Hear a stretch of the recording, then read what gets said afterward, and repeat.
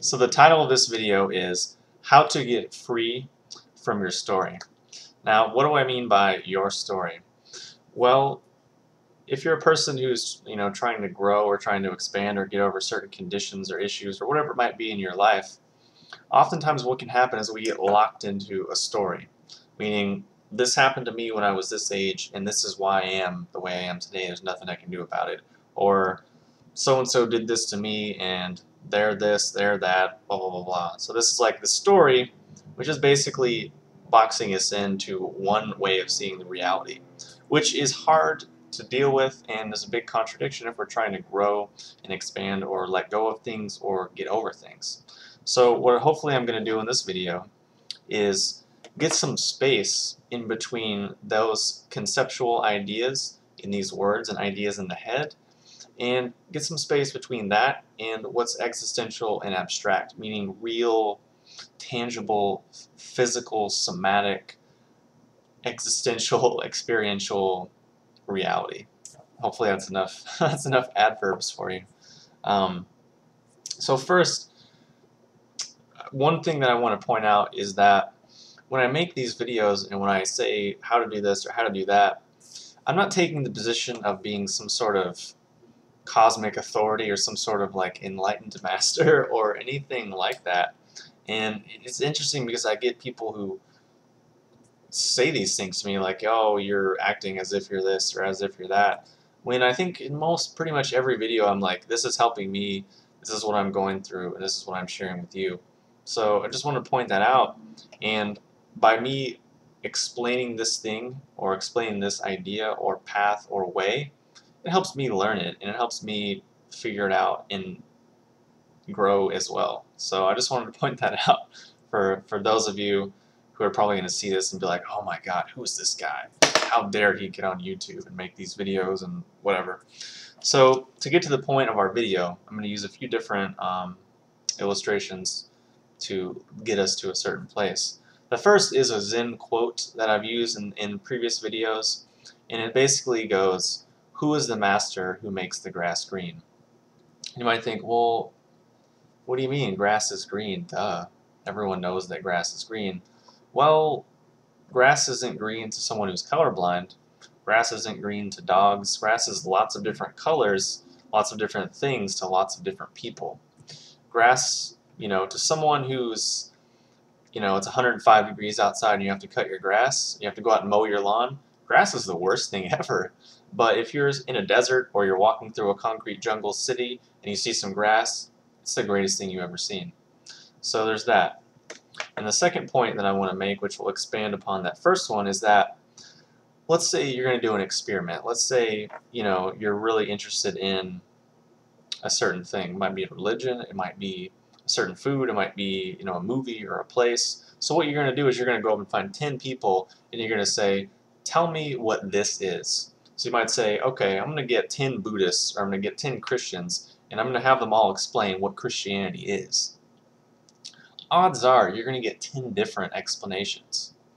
Or you might have an event that's going to happen. Let's say something happened to you in your life and it was a powerful and impactful experience. Let's say you could play that as a movie for someone and you could have 10 people over, 10 people, strangers, friends, family, whatever, just a nice eclectic mix, and they can all watch the movie and then they all write down what happened.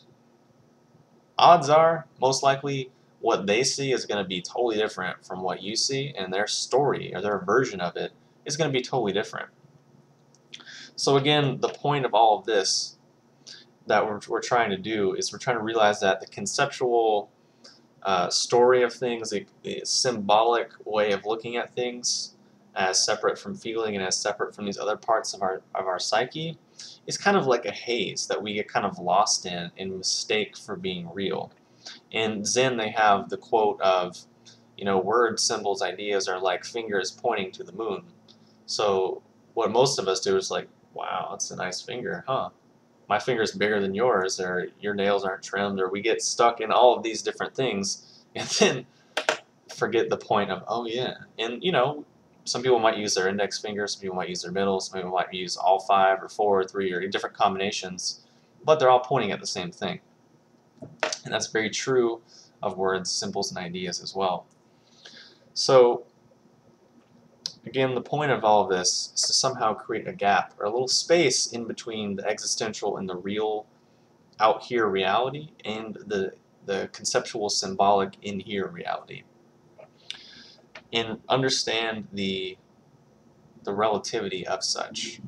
So another way to look at that is we see that these things are a haze and they really keep us from living.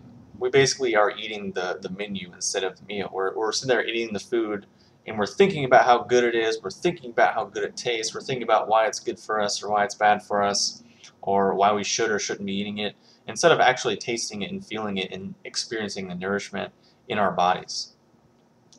So given that all of the things, all of the different points which we've just looked at, which point to a deeper truth of massive relativity and massive flexibility, what does that mean for all of our stories, all of our justifications that you and I have about our lives?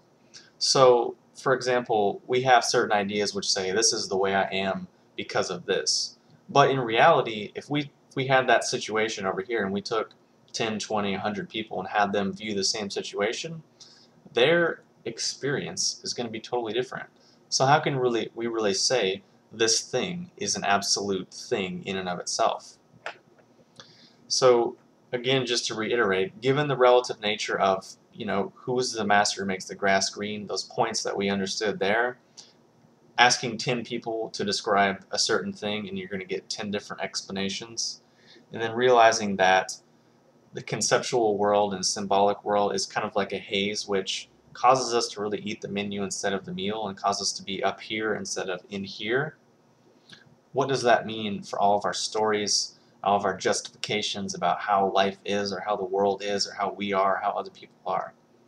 And that's something that I'm not going to answer, because the answer is going to come from inside of you, and inside of you is the only place that it can really be meaningful. I could sit here and go on for another 5 minutes and tell you exactly how it is, but that's really not going to do either of us any good. So hopefully through me explaining these things, it's led you to a certain place which maybe at this moment you have an understanding, or maybe it's going to take a little bit of time for it to kind of sprout into insight and realization, and that's fine. So hopefully it's been helpful. It's been helpful for me to kind of get this stuff out and apply it to my own life, most importantly. So yeah, if you have any questions or comments, post them below, and I'll talk to you soon.